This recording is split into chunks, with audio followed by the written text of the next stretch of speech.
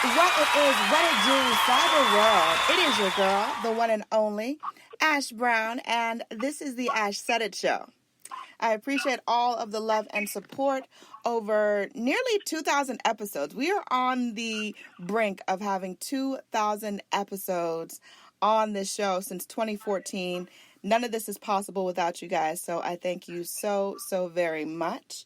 Today, we are joined by I'm a new fan. Okay, so first and foremost, this person has been featured in Essence, ABC Network, NBC Network. You've seen them on Shark Tank.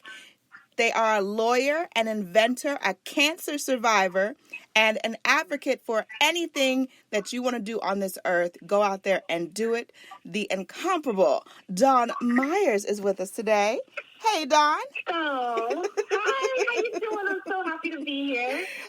Thank you so much for joining us. I know that you are a busy lady, so I certainly appreciate you having time in your schedule to chat with us. Oh, no, this is so nice. This is such a delight. Absolutely. So I want to talk all about the Ritualist and the Mint. So how did the Ritualist come to be? Well, it's a really long story. It's been a, 5, 6, 7-year journey, depending on how you count. But at the end of the day, right, like it's a very simple, almost quintessential, prototypical founder story. I had this problem that was plaguing me. And I needed a solution, and there weren't any solutions on the market. And the people in the market responsible for developing these kinds of solutions didn't understand my problem well enough to solve it. So I solved it myself. It's so cliche, right? I was in DC. I'm working in a big law firm. I hate it, right? So I start developing real estate. And I think that I'm going to kind of make real estate my big entrepreneurial venture. But one night I'm watching Shark Tank, and here's this woman Tara, who owns this company called The Sleep Styler. And she has this very, very, very simple, genius, but simple innovation that served the majority. And I thought to myself, why is nobody serving people who look like me? We're the ones spending the money. We're the ones with the hardship. Like, we need products that serve our pain points. And so I sketched something up really quickly on a notepad. The next day, I went out and started buying up combs and brushes and hinges. And I went to the CVS, and I bought up a bunch of brushes and combs. And I came home and I started prototyping. I started kind of developing the first prototype of the Mint, and it all has just kind of taken shape from there. Wow. That is amazing. So as you had this idea, you're working at this law firm, you have this idea for this amazing, just groundbreaking product. What would you say, the first challenge that you faced? The first challenge was, when it hit me, right? Like I was just so excited, and I was so obsessed, right? Like I went into this crazy rabbit hole for 2 or 3 days, just tinkering and making this prototype, which it was like a Frankenstein prototype. It was ugly, but it gave my friends and my family, enough for me to go to them and say, hey, would you want something like this? And so, I started testing it, and I started doing very light customer feedback. I didn't know that that's what it was called back then, but I was doing customer feedback and just getting a sense of, hey, is this something that people will pay for? And and then, I took that ugly prototype and a pitch deck on a train back and forth from DC to New York. And I would meet with whoever I could get a meeting with in the beauty industry. And one person in particular, Keenan Beasley, who's now an advisor to our company, he at the time was a VP at L'Oreal, but he would eventually leave and start some really amazing big brands in the black hair space. And Keenan told me, listen, no one at L'Oreal, no one at Unilever, these people aren't going to do this, but they will buy a company that has done this. You should do this. There's something here. And so I came back to DC like, okay, time to build a tech-enabled product, but I had no idea how to do it. And it was really access to information and education around hardware and physical product development. I'm a lawyer, so I knew things like patents, but I had no idea where to start when it came to, understanding kind of how to get this product built. And that is the problem that everyone else is running into too. I have so many women who come into my inbox and say, hey, I've got this amazing idea, and they are amazing ideas, but they don't know where to start. It's the access to education. Wow. So as you were still developing this product, you've got the prototype, and, you're trying it out, you're getting feedback from people, you're trying it yourself. What were some of the key features that you wanted to make sure that the Mint had? The two things that were very clear from the very beginning. Customer interviews are so important because, some of those early customer interviews still provide a compass to our design methodology today. And there were two things that kept coming up. Tailorability and making sure that tool was actually functional for type 4 hair, right?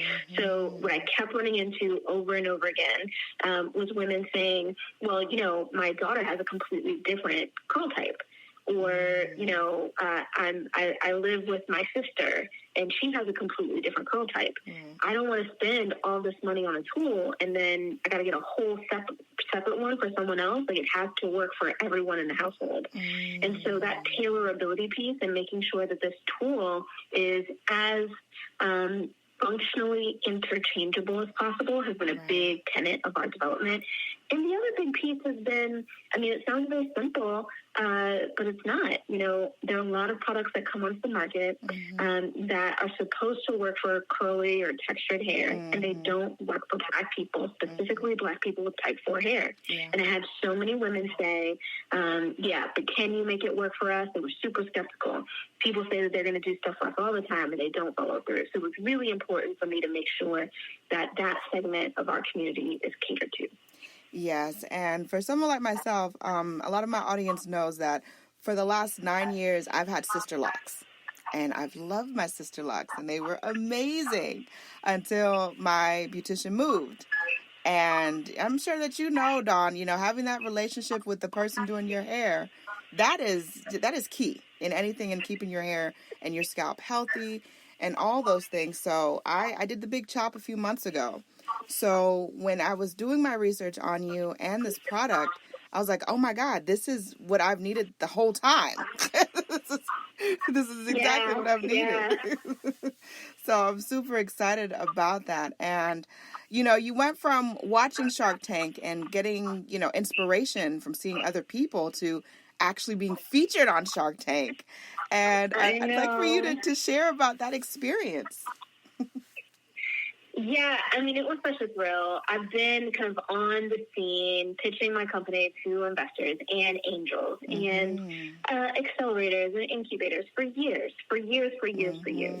And I'll tell you that Shark Tank, for me, the entire experience was such a joy. From start to finish, because I was so practiced. I was able to just kind of go out there and have a good time. I knew what questions they were going to ask me. I knew exactly what questions they were going to ask me. Why? Because people have been asking me the same questions for the past half a decade. And so here's the thing. This space can be really inequitable when it comes to supporting Black women, right? Yeah. Black women are out here innovating and sustaining their companies, and we're just not getting the same support as similarly situated founders and CEOs that come from different demographics or who have different demographics. But there is an upside to every single disadvantage. Yeah. And the upside is that a lot of those people, mostly men, mostly majority-facing people, right? These folks a lot of their companies fall. A lot of their companies fail within a couple of years. Why? Because they're not receiving the same scrutiny that we are. And so a lot of the Black women who've been in this space, we've had to fight harder, but we know our stuff. We've had to fight harder, but we've been in the game. Every question you can put in us, we've seen, and not only do we have a great answer to, we've got a couple of sources we can cite to too. And that level of preparation is absolutely why we had the outcome on Shark Tank that we had. So listen, I'm sure a lot of folks that you interview are talking about the same thing, how hard it is and how many obstacles there are. And there are. But our job as entrepreneurs is to find the silver lining and make even the negative things, every single thing work for you. Making it work. I love it. I absolutely love it. Dawn, last but certainly not least, what do you envision for the Ritualist, for the Mint in the future? What is the next phase? Yeah, listen, the Mint is the first of many. This is actually the Ritualist. Ritualist is our second brand in a family of brands that cater to the needs of people with highly textured hair. And we're starting with hair, right? But ultimately, my passion is about supporting women of color in particular, and Black women even more particularly than that. And so over the next 5 years, we've got some really great conversations bubbling in the background about some mergers, about acquisitions, about really amazing partnerships that allow us to serve those women and women of color in particular with more depth and with more nuance. And so that's really what's exciting for me.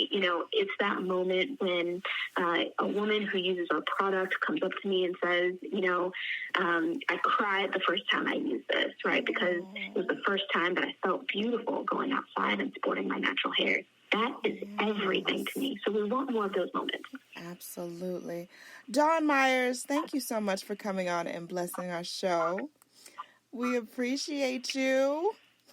Oh, thank you so much for having me. Not a problem. And Dawn, let everyone know the best way to get some more information if they want to get the Mint, and how to follow you guys on social media.